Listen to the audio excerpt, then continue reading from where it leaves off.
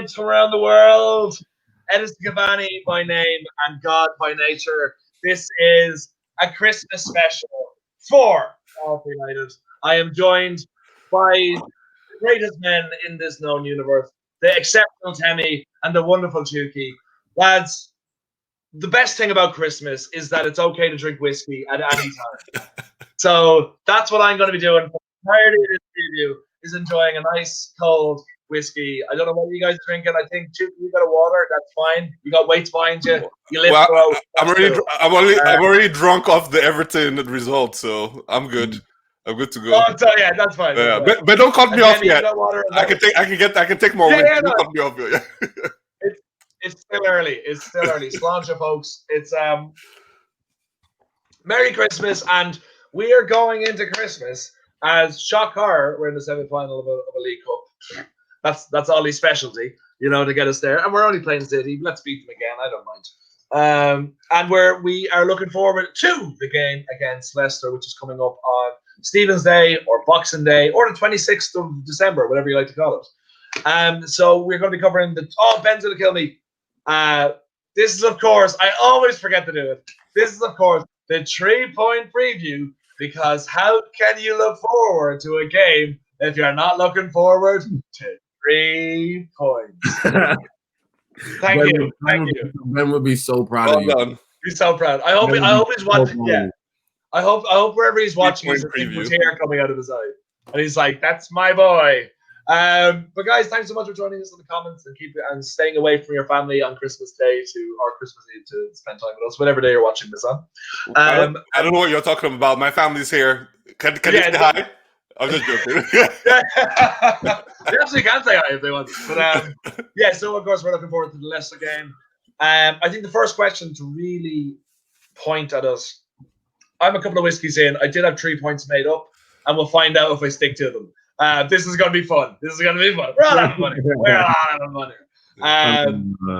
But we will look to from the Everton game. Temi, we'll go to you first. You were, of course, with a fucking champion of match day League Cup quarterfinal. You basically covered everything. You were the god of All United Wednesday day. But from that result, that amazing 2-0 victory we had, where your boy Martial scored, which made my heart lift, and your boy Martial also assisted because he's a fucking god. You told us. Martial FC. But from that victory, it was in the League Cup. There's going to be changes, but can we take positives from that game?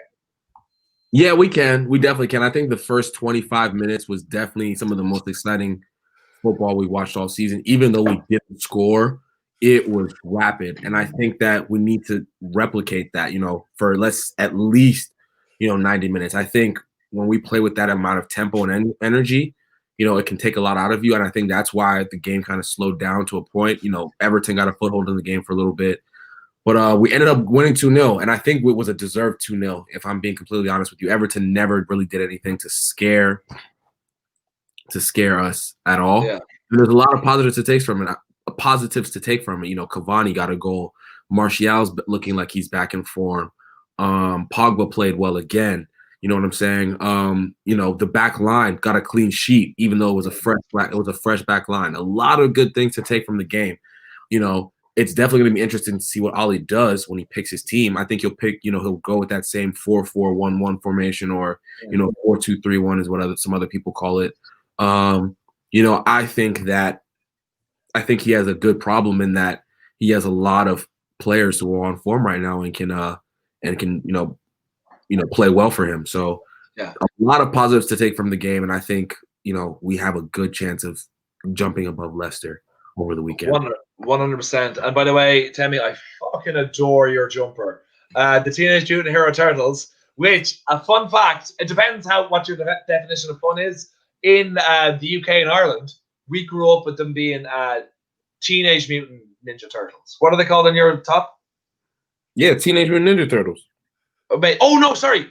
Teenage Mutant Hero Turtles is what they were. Hero Turtles. Yeah. Over in England. Mutants. Yeah, mutants is safe. Got to be mutants. Yeah, but it's Hero Turtles. Yeah, it's not Ninja, because Ninja was seen to be too aggressive. Yeah. Okay, I would say England and Ireland have been, we've been in a lot of wars and like a lot of killings, but that's fine, I guess. All right, but Chuki, my main man in Seattle, the rainiest city in the world. You rain 9 months out of the year, apparently, according to Sleepless in Seattle. That is a fact. But for you, light rain, really light rain. It actually rains more in Florida, I believe. Well, at least the volume is higher in Florida. Okay. Chuki, that's a misnomer. And that's a very old movie, by the way. But it's a good one. Oldie but goodie, I guess. Chuki, I am sick of your Florida bashing. Every time you're on this show, you have to take down Florida anytime you can. You leave the Jacksonville Jaguars. I lived in Daytona Beach, to be fair. For at least 4 years. So. Stop trying to suck up, okay? You've made your bed, no sleep. I guess. I don't know. Chuki, from the Everton game, what can you take from that? What positives? Is it entirely positive, or can you look back and think we could? Let's start with Bravo. How about that? Let's start with Bravo to the manager for great team management. Something he doesn't get that much recognition for. I was here on the preview, and I said that one of his strengths are long-term planning, and he's brilliant at it. He knows how to manage his players, and he knows how to manage resources when it comes to game time. What I took from I think Tenny was totally correct. The first 30 minutes was a blitz, but I guess it's with United we can't do two good things at a time, and that's what we need to go work on. Normally away, we want yet another away game. Normally away, we start slow. We don't start with intensity, and everybody on the social media is like, "Yeah, well, that's the manager's job." Yes, it is, actually. But what happens is we concede and we come back and we score 3 or 4 goals. Here was the reverse. We are totally dominant, and we couldn't get a goal. Yeah. So so at the end of the day, I think you just have to sit down and enjoy this team. Yeah, and enjoy their growth. Because they are showing us growth as far as the depth of the team. Totally rotated squad, 9 players in and out, and they were still totally dominant, if you ask me. Absolutely, and that's the best thing we think about it. Like I think you said there too, but Timmy said it as well. The fact that Solskjaer has the difficulty now of players to choose. It's not a case of like our first 11 is set, and we are kind of like worrying who can come off the bench. But the fact is, there's probably 14, 15 players who can legitimately say, I want to start. I should be starting. So we can look towards that now. And how much rotation? I didn't realize that it was 9 players, different players. I think it must have been Maguire and Bruno. The only players started from the Leeds game, which is amazing as well. So tell me for yourself, how many of the players that started? Because it was still a quite strong lineup, of starting 11 players that you'd see. But how many players do you think will cross over to the Leicester game? I don't think too many, if we're being honest. I think there's a chance, there's a slight chance Cavani might start. I don't think that's going to be the case, though. If I'm guessing, I think Mason will get dropped. I really do think Mason will get dropped. So it could be, a midfield of Fred and McTominay again. We'll see that back.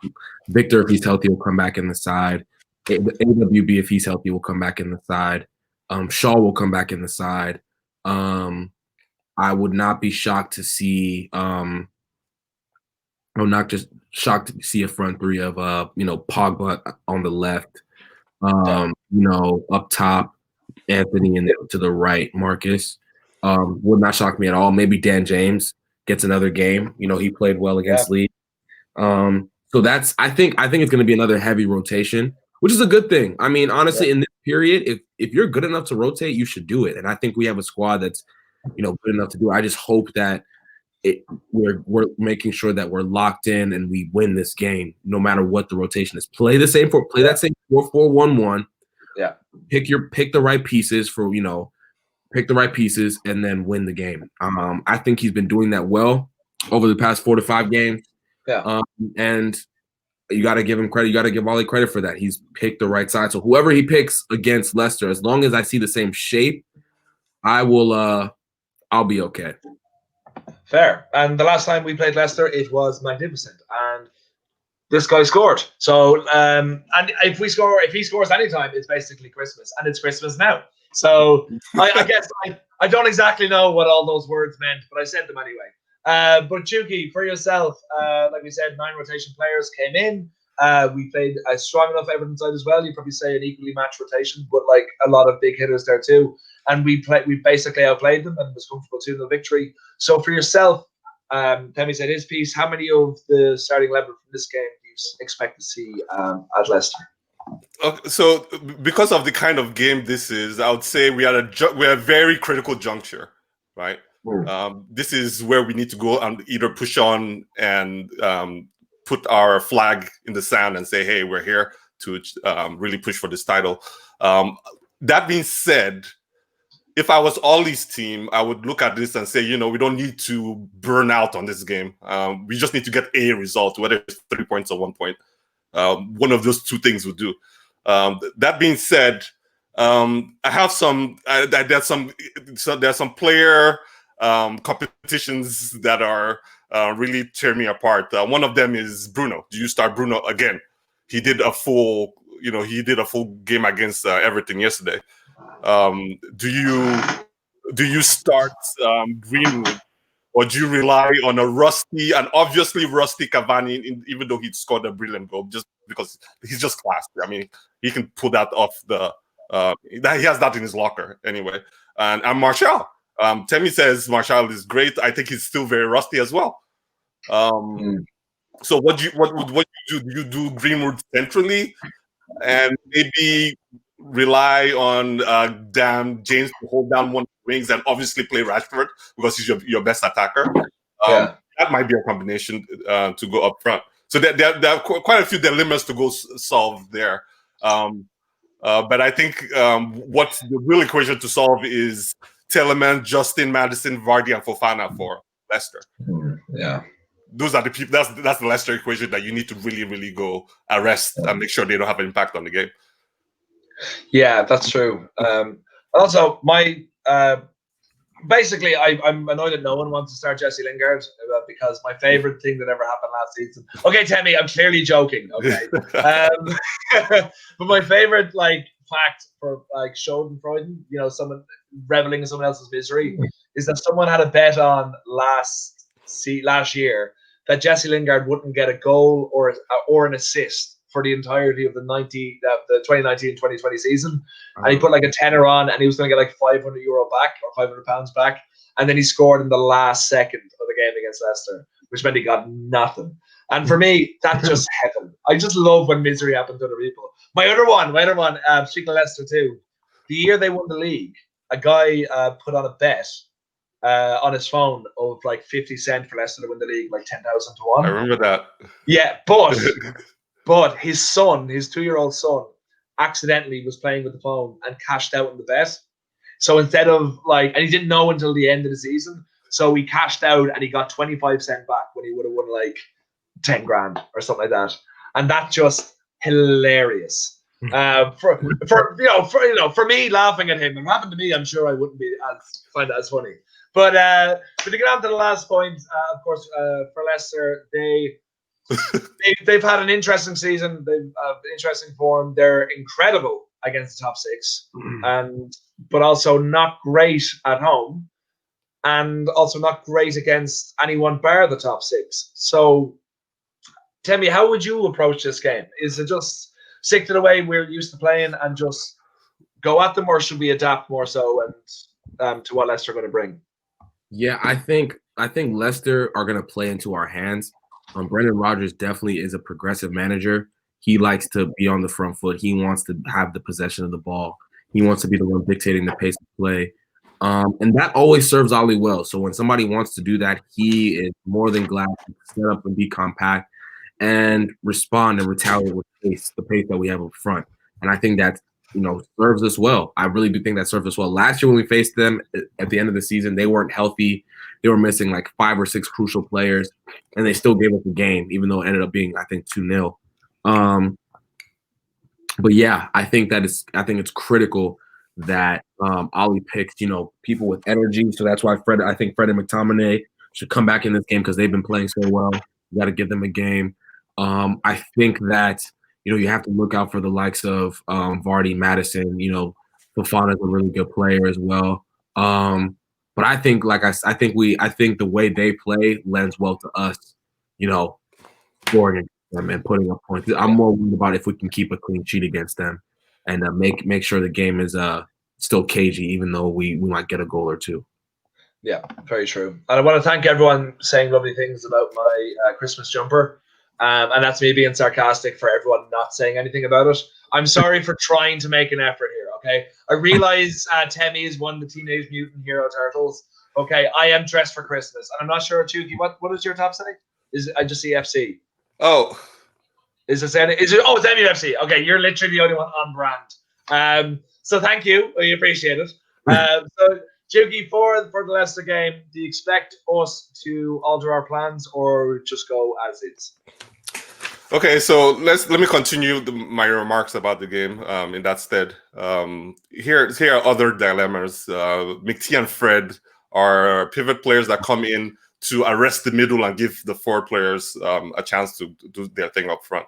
I like that pivot, and they'll be fresh. Again, tip the hat off to all these management there. What I worry about is speed. Leicester isn't the Leicester of two seasons or even a season ago. They don't do a lot of high balls over just to for Vardy. They do actually a lot of ground balls. So they have a very cosmopolitan, continental feel to them. I think that's where Rodgers really wants to get them to get away from the punting it and evading the middle. So I like Temmie's call for Fred and McT, but I wonder about the back line against Everton yesterday. You probably saw one of our fastest back lines with Tunzabe, Bailly, and Telles flanking the moderately slow Maguire. You wonder if Lindelof still gets a look in there because of Vardy, Maddison, and Justin. Justin being a defender that creates and presses as well. So I wonder if Tunzabe or Bailly either displaces where AWB is kind of fastish in his right, so he's also fast as well. I wonder if he replaces Lindelof there. I think that is the dilemma in the back. For Telles and Shaw, I think Shaw comes in anyway. I think that they reported that he was sick, but I think the new Shaw we have with Telles nipping on his heels, giving him competition is a totally different proposition. Yeah, Shaw he's been very solid, and you can expect him. So there's no really selection dilemma there. I think it's really, do you keep your slow your base central defenders together, Lindelof or Maguire, do you replace him with one of the faster people just for recovery purposes? So I think that's the big thing there. Then I think the last thing is about Donny. Does Donny get in there at all? I think the Everton game shows that he's still an auxiliary player by all means. The fans there were really chomping at the bit for him to replace Pogba immediately. I can report that it's probably too soon for him. Yeah. He reminds me of a slightly faster Mata. Clever, does good 1-2s, but still has a lot to do to get into the English game. Yeah, no, absolutely. So for the final part, guys, we are going to do our predictions, but right after this, the two wonderful gentlemen in this video with me, and I just finished my whiskey. Cheers, everyone. The guys are going to put in their expected starting 11 into the comments of the YouTube. So please go over there and check it out and like whichever one you think is the best. I'm pointing at myself because mine is the best. Thank you very much. So before we get to that, before we finish the video, we're going to go to everyone in the video and ask score prediction and first goal scorer. Temmie, who are you going with? So my head is saying, if I'm being completely honest, my head is saying a 1-1 draw. I'm going to be completely honest. Lie a little. It's fine. Leicester's a really good team. I know we're on great form, but they're not going to make it easy for us, especially if we start off slow or sluggish or we've been prone to do that, even though we've been pulling out results recently. I hope I'm wrong. I definitely hope I'm wrong. I think first goal scorer, I'm going to give it to Marcus Rashford. I think he's going to get a goal today. He's been in good form this season. It feels like he hasn't. When did he score? I mean, When did he score? No, Sheffield United was the last time he scored. Sheffield. Thank you. Sorry. Yeah. So. Oh no, he didn't score then. When did he? Did. I can't remember. I can't remember. Oh no, he didn't score against Leeds. He scored against Sheffield United. He did score. Yeah. So hopefully he scores again. I've been loving the form he's in. I will say, Temi, you said I can't remember last time he scored. Less than a week ago. Right. So, it feels like forever anytime he doesn't score in 2 or 3 games. So that's true. I think Marcus Rashford will be our goal scorer, and it will be a draw. Okay, fair result. Chuki, for yourself. Okay, for me, am I doing lineups or just predictions or both? Just prediction. Just prediction. Okay, predictions for me. I think it would be. I think it would be 3-1 to United. And first goal scorer. First goal scored. I think that would be Rashford. Okay. Second goal, I think, will probably be Bruno. You don't have to be that. You don't have to be that precise. We're only going for first goal. Okay. That's no problem. Do you want to say? So you can say third goal scorer as well. You're halfway there. Come on, use third goal scorer. Al Greenwood gets the third one. Okay, cool. So you have it here first. We're going to win 3-1, and it's going to be Rashford, Bruno, and Greenwood. Great job. And as every host who ever does a preview, I'm going to say the same thing every time. We're going to win 3-1 with Greenwood scoring the first goal. Because that's what Ben says every week, and that's what I'm going to say every week. So, guys, that is our preview for the Leicester game. Thank you so much for joining us here. I hope you're having a wonderful Christmas. I hope you're having a wonderful time. It's been the absolute best. And wherever you are, I hope you're safe, and I hope you're happy, and I hope you're praying for 3 points, because it's coming, baby. That's me being cool. Follow the 2 boys here on their Twitters, and have a great time. All the best. Sound. Lingard out. He's getting the third goal.